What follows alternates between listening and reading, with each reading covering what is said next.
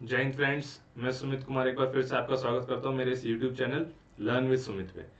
तो यार आपको पता है मैंने एक ये सीरीज चलाई हुई है most expected MCQs of history. आप किसी भी एग्जाम की तैयारी कर रहे हैं, NDA, air force, navy, SSC, CDS, AFCAT, किसी भी आप एग्जाम की तैयारी कर रहे हैं जिसमें जनरल अवेयरनेस सेक्शन पूछा जाता है उसमें हिस्ट्री पूछी ही पूछी जाती है। ठीक है, तो ये एमसीक्यू की फॉर्म में पूरी हिस्ट्री को कवर करने का मेरा प्लान है। 5-5 क्वेश्चंस की सीरीज आया करेगी, लेकिन ये सिर्फ 5 क्वेश्चन नहीं रहेंगे। इसके आगे पीछे मैं सारी चीजें बताऊंगा, आगे पीछे का पूरा पूरा बैकग्राउंड बताऊंगा, बट 5 नहीं है, ये 15-20-25 क्वेश्चन हो जाएंगे। ठीक है, आप देखना धीरे, एक दो क्वेश्चन आप देखोगे, आप समझ जाओगे कि मैं कहना क्या चाह रहा हूं। अगर आपको मेरी क्लासेस की पीडीएफ चाहिए तो आप मुझे learn with Sumit Telegram channel पे भी सब्सक्राइब कर सकते हैं। इसके अलावा वहां पे क्विजेस वगैरह भी मैं डालता रहता हूँ, वो भी आपको वहां पे मिल जाएंगी। ठीक है, and obviously do subscribe to my YouTube channel learn with Sumit. तो चलिए स्टार्ट करते हैं। पहला क्वेश्चन है, provincial autonomy was an act of.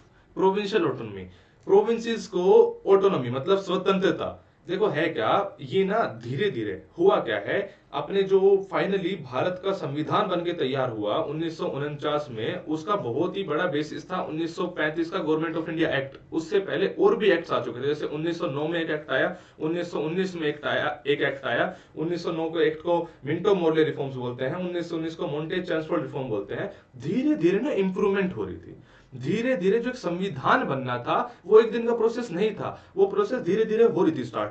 तो 1909 में कुछ चेंज हुए, 1919 में कुछ चेंज हुए, 1935 में कुछ चेंज हुए। प्रोविंशियल ऑटोनॉमी, प्रोविंसेस को जो आजादी मिली थी, आजादी मतलब इन द सेंस कि उनको बहुत ज्यादा अधिकार थे कि सेंटर अपने मुद्दे पे काम करेगी, प्रोविंसेस को अपने आप में अलग ही आजादी होगी। जैसे आज के टाइम पे भी है ना, हमारे स्टेट्स के पास बहुत सारी पावर है।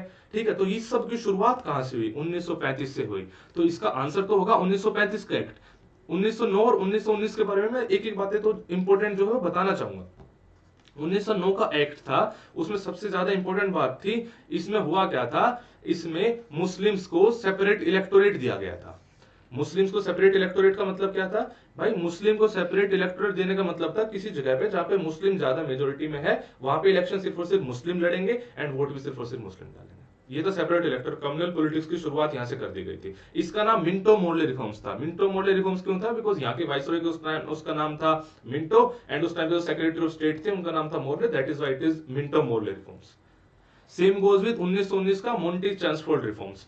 चैम्सफोर्ड यहाँ के थे वाइसरॉय एंड मोंटेज अपने secretary of state, that is why these are known as Montagu Chelmsford reform. तो 1919 की एक खास बात है, वैसे तो देखो पूरे पूरे एक्ट में तो काफी बातें हैं, लेकिन बहुत ज्यादा इंपॉर्टेंट बातें जो एग्जामिनेशन में बहुत ही बार रिपीटेड तरीके से पूछी गई वो मैं बता रहा हूँ। 1919 में हमें दी गई थी डायरकी। देखो डायरकी का मतलब क्या था, हमने इससे पहले ना मूवमेंट चली थी 1919 वाले से पहले मूवमेंट चली थी जिसका नाम था होम रूल मूवमेंट। हम कह रहे थे कि हमें ना सेल्फ गवर्नेंस चाहिए, कि ऊपर आप रहो नीचे लेकिन हमारी वो रहेगी, सारी गवर्नेंस रहेगी। तो इस टाइम पे अंग्रेजों ने बोला था कि ठीक है जी, जो आप कह रहे हो आपकी बात मान लेंगे, लेकिन अभी ना वर्ल्ड वॉर 1 चल रही है, वर्ल्ड वॉर 1 खत्म होने दो, उसके बाद आपकी बात पे हम गौर करेंगे। तो फाइनली जब वर्ल्ड वॉर 1 खत्म हुई 1918 में, तब हमें सेल्फ गवर्नेंस नहीं दी कि हमें दे दी गई डायर की। ये डायर की क्या थी, इसमें हुआ क्या, जो सब्जेक्ट्स थे, जो मुद्दे थे, उनको दो पार्ट्स में डिवाइड कर दिया। जो जो इंपॉर्टेंट सब्जेक्ट हुआ करते थे, जैसे कि फाइनेंस, जैसे कि डिफेंस, इन सबको रख लिया अंग्रेजों ने अपने पास, कि ये रहेंगे सेंटर के पास। अपने पास तो क्या, सेंटर के पास।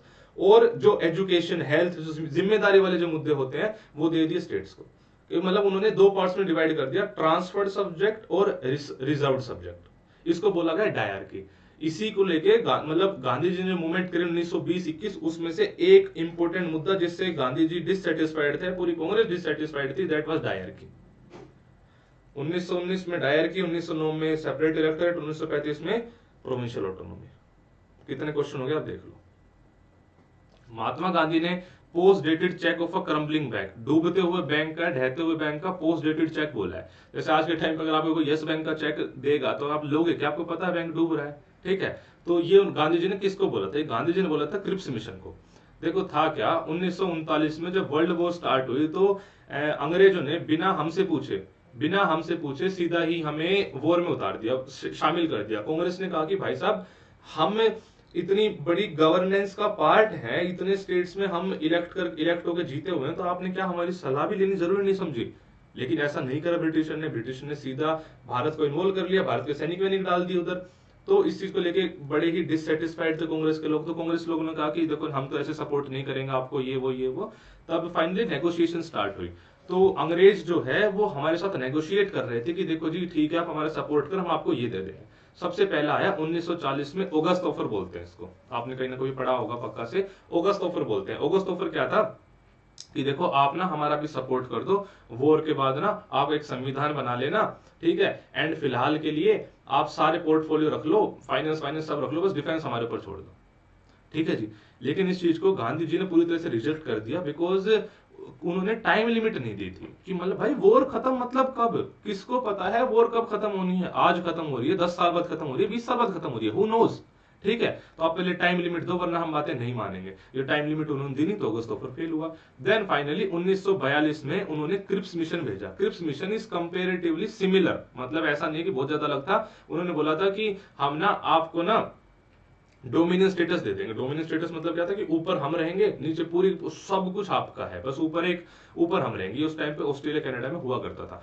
तो गांधी जी ने कहा कि देखो 1942 तक आते आते ब्रिटेन की हालत इतनी बुरी कर दी थी जर्मनी एंड जापान में, लग रहा था कि ये लोग हार जाएंगे, ठीक है। जीत कभी खरीद उन्होंने कुछ खास उखाड़ नहीं लिया था, बिकॉज बहुत कुछ नुकसान कर चुके थे। वो तो यूएसए ने जितवा दिया, लेकिन वर्ल्ड वॉर 2 में बहुत कुछ नुकसान हो चुका था इनका, ठीक है। मतलब वर्ल्ड वॉर का फायदा किसी कंट्री को नहीं हुआ है, ठीक है जी। चलो जो भी है, तो गांधी जी ने कहा कि आप हमें क्या दोगे बेटा, आजादी तो आपको देनी पड़ेगी, आप अब हमें संभाल ही नहीं पाओगे, तो आप ऑलरेडी डूब रहे हो एंड आप हमें चेक दे रहे हो, ठीक है। तब गांधी जी ने को कहा था कि आप हमें पोस्ट डेटेड चेक मत दो डूबते हुए बैंक का, ठीक है, अब अपने आप कर लेंगे जो हमें करना होगा। तो ये क्रिप्स मिशन में बोला गया था, 1942 में आया था।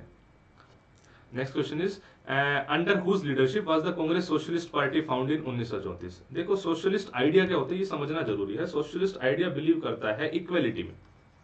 इक्वालिटी मतलब अगर आप कैपिटलिज्म के बारे में जानते हो तो आपको पता होगा होता क्या है कि भाई मालिक होता है एक फैक्ट्री का, ठीक है, अब उसने पगार पे लोग रखे होते हैं, लेकिन सबसे ज्यादा फायदा किसका हो रहा है, मालिक का हो रहा होता है। सबसे ज्यादा अमीर कौन बन रहा होता है, मालिक बन रहा होता है। तो धीरे धीरे सोसाइटी में क्या बन जाएगा, कुछ लोग बहुत ज्यादा अमीर बन जाएंगे, कुछ लोग नॉर्मल से रहेंगे।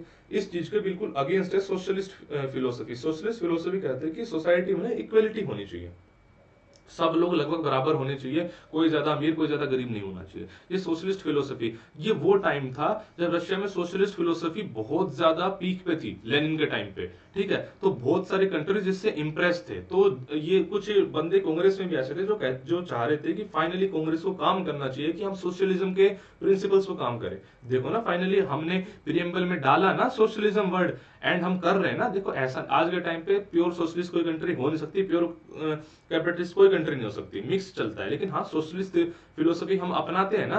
तो ये 1934 में कांग्रेस सोशलिस्ट पार्टी, कांग्रेस के अंदर ये ग्रुपिंग बनी। तो इस किसने कौन थे इसके मतलब जो आइडिया के फेवर में थे, वो थे आचार्य नारायण देव, जयप्रकाश नारायण, अरुण आसफ अली। ये लोग थे जिनका मानना था कि कांग्रेस को मतलब सोशलिज्म के उस पर चलना चाहिए, मुद्दे पे चलना चाहिए। अल्टीमेटली एक कांग्रेस सोशलिस्ट पार्टी गठन करा इन्होंने कांग्रेस के अंदर। The issue on which civil disobedience movement was launched. देखो था क्या, मैंने आपको पिछले वाली वीडियो में बताया था कि गांधी जी ने सोल्ट बनाया था।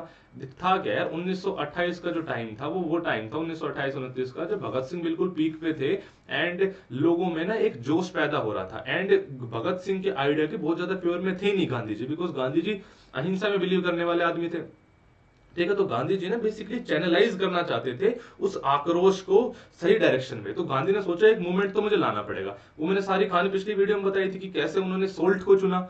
लेकिन हुआ क्या, वो लेके गए अपने कुछ मुद्दे जिनको बोलते हैं 11 demands of Gandhi, 11 demands of Gandhi. उस टाइम के वाइसरॉय थे लॉर्ड इरविन, उनके पास लेके गए कि देखो जी ये मेरी 11 डिमांड है।